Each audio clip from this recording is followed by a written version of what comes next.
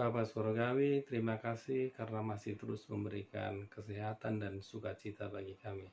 Kami akan mendengarkan firman-Mu, berkati dan berilah hikmat pada hamba-Mu, supaya dapat memberikan penjelasan terhadap firman-Mu.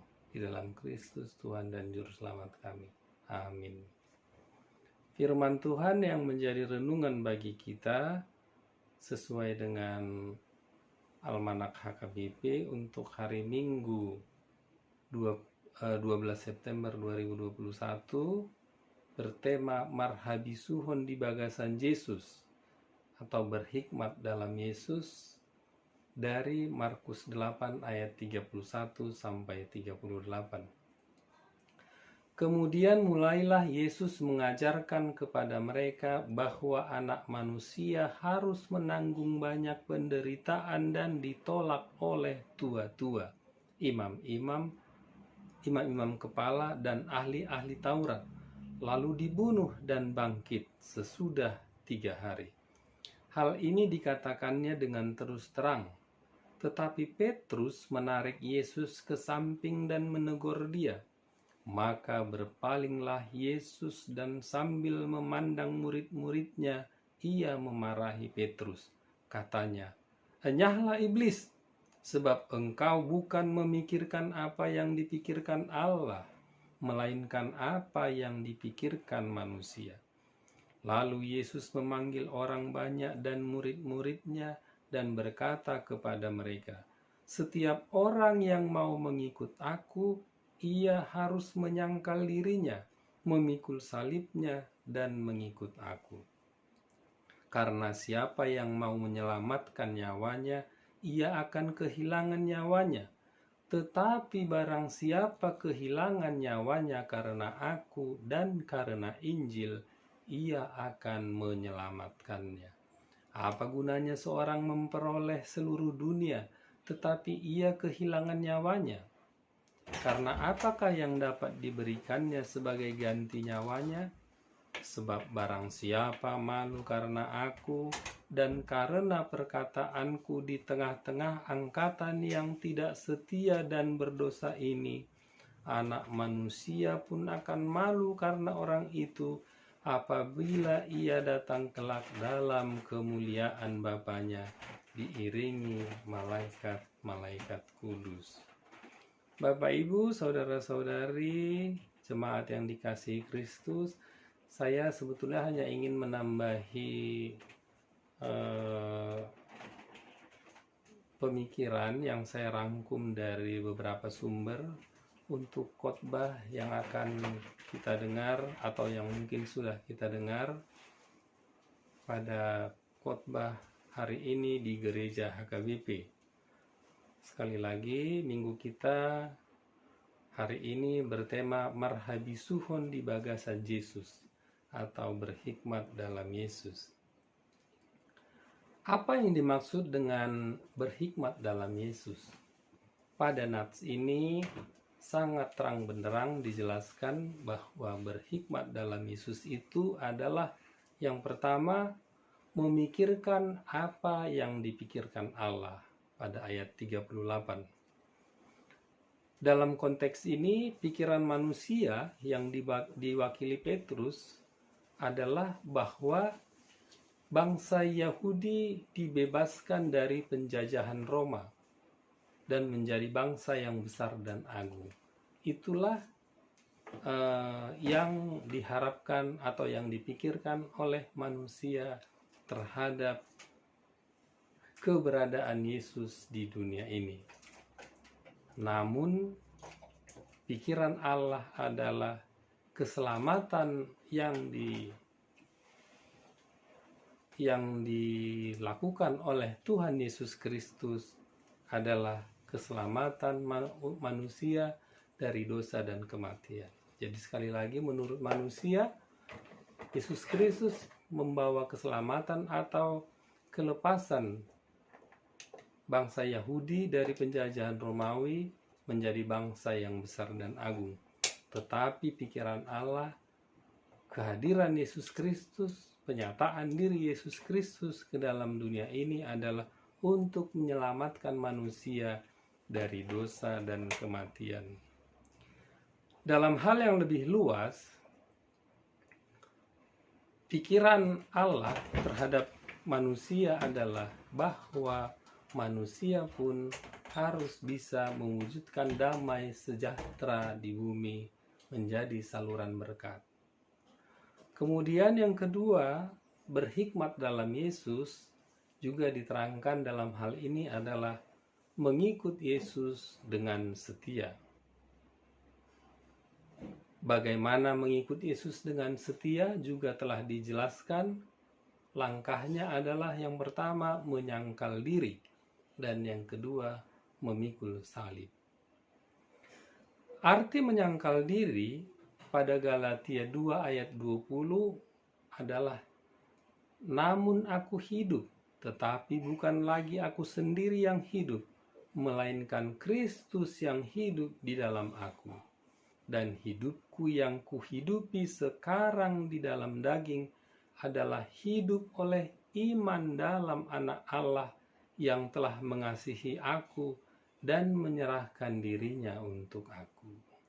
Jadi jelas diterangkan pada Galatia 2 ayat 20 itu, bahwa menyangkal diri itu berarti tidak berorientasi pada kepentingan diri sendiri, tetapi kepentingan Allah, tentu saja peduli pada orang lain.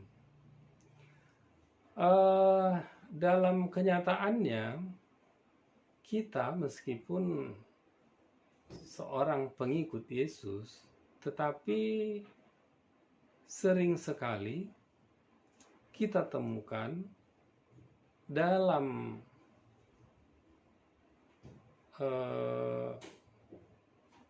kehidupan sehari-hari, meskipun kita pengikut Yesus, perilaku atau pada saat yang bersangkutan membuat kebijakan atau peraturan malah menyusahkan banyak orang demi kepentingan dirinya sendiri atau kelompoknya. Dalam bahasa orang Medan dikatakan bahkan si raja tega, tidak peduli orang lain sengsara, yang penting dia beruntung, dia mendapatkan apa yang diharapkannya. Bertolak belakang dengan kepentingan Allah, keberadaan kita di dunia ini untuk mewujudkan damai sejahtera. Kemudian banyak juga di antara kita mencari keuntungan tak terbatas meskipun melanggar perintah Tuhan. Misalnya korupsi, rentenir, penipuan online yang menjadi fenomena sekarang ini dan lain-lain. Semuanya tidak peduli firman Tuhan. Yang penting itu semua membawa keberuntungan, membawa harta yang berlimpah bagi yang bersangkutan. Kristen tapi tidak mewujudkan atau tidak sepikiran dengan kehendak Allah.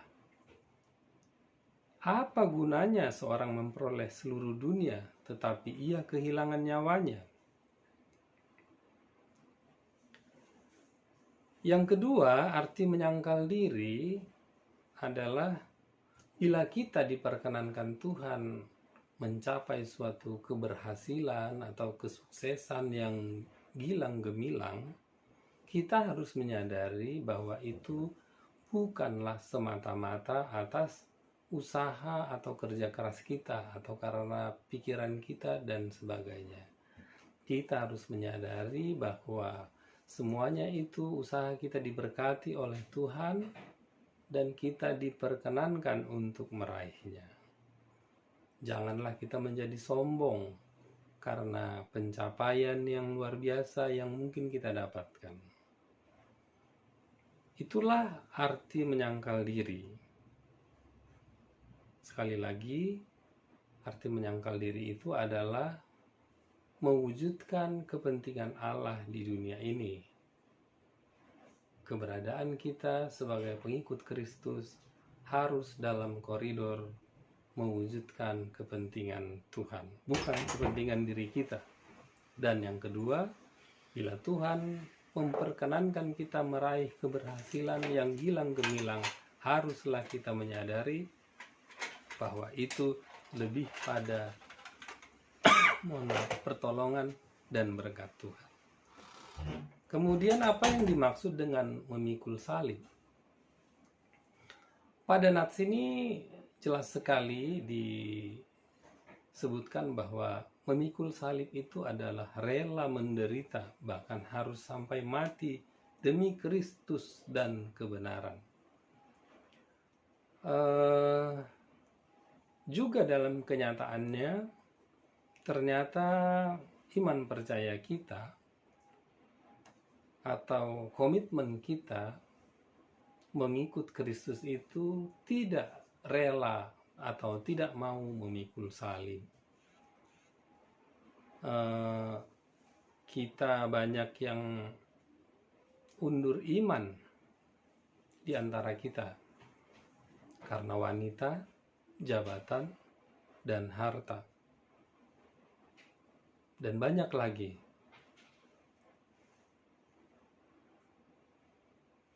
Mungkin kita menyembah ilah lain karena kita tidak mau menderita untuk mendapatkan harta, kekuatan, dan sebagainya. Tidak rela menderita, tidak rela memikul salib. Dalam beberapa hal, maksud saya dalam beberapa referensi yang saya baca, arti memikul salib itu lebih pada yang pertama ini saja. Saya tidak sepenuhnya setuju. Ya, memang memikul salib itu adalah rela menderita demi menegakkan kebenaran, demi mengikut Yesus dengan setia, bahkan harus mati. Akan tetapi, setia dalam penderitaan juga menurut hemat saya adalah bagian dari memikul salib. Mengapa? Karena kita sepenuhnya harus sadar bahwa dosa itu berakibat pada penderitaan bagi manusia, diwariskan terus-menerus, bahkan hingga pada akhirnya kita harus mati semua. Kita dalam perjalanan hidup kita pastilah mengalami penderitaan. Mungkin penyakit berat, bisnis gagal, terkena malapetaka, kehilangan orang terkasih, dan beragam penderitaan lain. Saat ini kita malah menghadapi bahaya pandemi COVID-19 yang telah merenggut nyawa banyak orang, sehingga banyak orang menderita, bahkan perekonomian seseorang pun banyak yang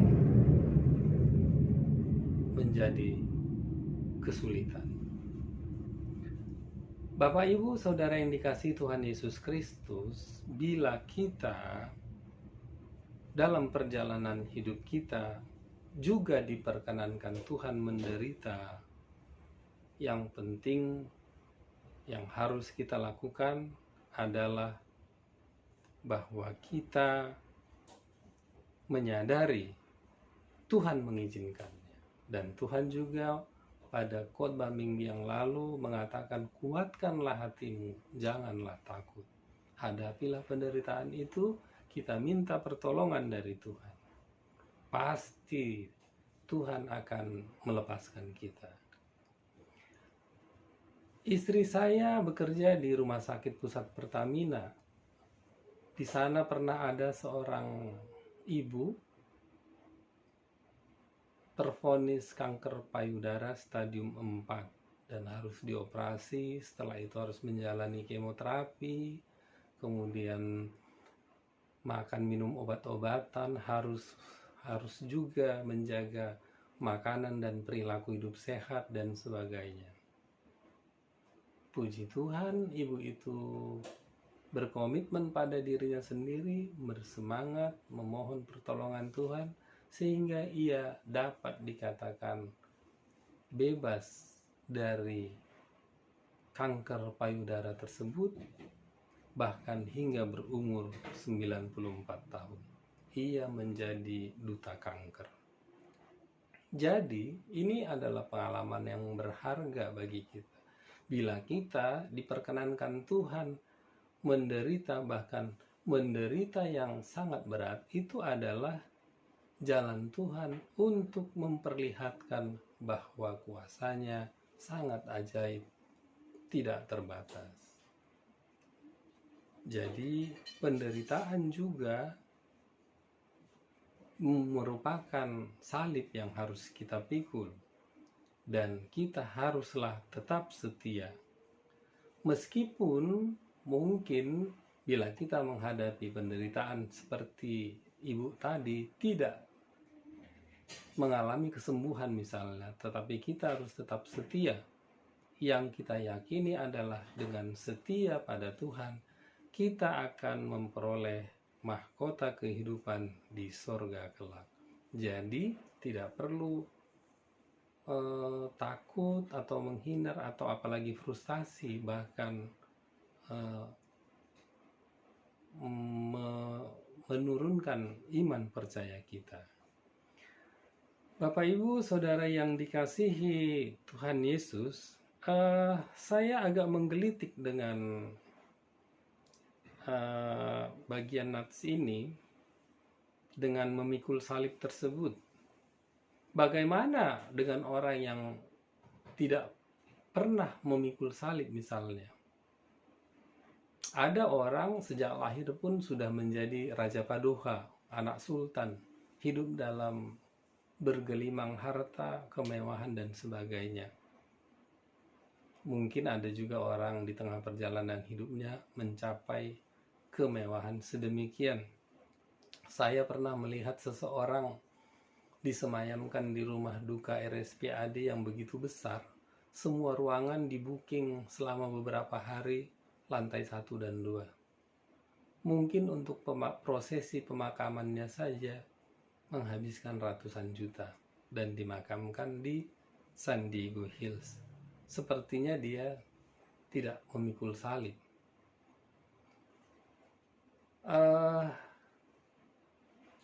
Banyak juga mungkin orang yang seperti itu.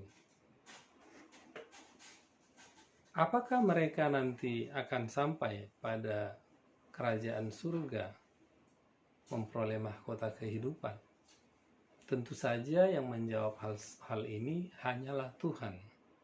Cuma perlu kita renungkan, orang yang mencapai kesuksesan sedemikian atau orang yang mungkin dianugerahkan hal sedemikian sejak lahirnya, haruslah menyadari yang pertama tadi, tetap berkoridor pada kehendak Tuhan. Apa kehendak Tuhan itu? Ya, dia harus menjadi sumber atau saluran berkat, mewujudkan damai sejahtera di dunia ini. Jadi bila Tuhan memperkenankan Bapak Ibu mencapai kesuksesan yang luar biasa, Bapak Ibu atau kita harus juga berbuat sesuatu yang luar biasa mewujudkan kehendak Allah di bumi ini, yaitu menjadi saluran berkat, menjadi sumber damai sejahtera. Bila tidak, ya firman Tuhan mengatakan di Matius 19 ayat 24, artinya bila kesuksesan luar biasa, kemewahan yang berlimpah yang diizinkan Tuhan berada menjadi bagian dari Bapak Ibu, tetapi hanya mementingkan diri sendiri atau keluarga saja atau kelompok, firman Tuhan mengatakan pada Matius 19 ayat 24, sekali lagi aku berkata kepadamu, lebih mudah seekor unta masuk melalui lubang jarum daripada seorang kaya masuk ke dalam kerajaan Allah. Jadilah menjadi saluran berkat oleh karena itu. mewujudkan kehendak Allah di bumi ini. Jadi kesimpulannya dapat saya sampaikan, yang pertama, berhikmat dalam Yesus adalah berpikir dan bersikap menurut pikiran atau rencana Allah. Yang kedua, berhikmat dalam Yesus adalah setia mengikut Yesus dengan menyangkal diri dan memikul salib. Yang ketiga, bila kita diperkenankan Tuhan keberhasilan, kesuksesan yang luar biasa, itu adalah lebih pada pertolongan dan berkat dari Tuhan, bukan semata-mata karena usaha kita. Jadi janganlah egois, tetapi jadilah saluran berkat, mewujudkan damai sejahtera. Yang keempat, bila kita diperkenankan Tuhan menderita, tetaplah setia, pikul salib, jadilah duta Allah mewujudkan keajaiban atau kemahakuasaan Allah. Yang kelima, baik susah maupun senang, dengan berhikmat dalam Yesus, artinya kita tetap setia mengikuti Yesus, maka kita dipastikan akan sampai di rumah Bapa di surga. Demikian yang bisa saya bagikan. Kita bersatu dalam doa. Bapa Surgawi, terima kasih karena Tuhan menyertai dan memberikan hikmat bagi hamba untuk menjelaskan sedikit firman. Berkatilah itu supaya dapat menguatkan iman percaya kami, menambah apa yang sudah kami peroleh di tempat ibadah kami masing-masing.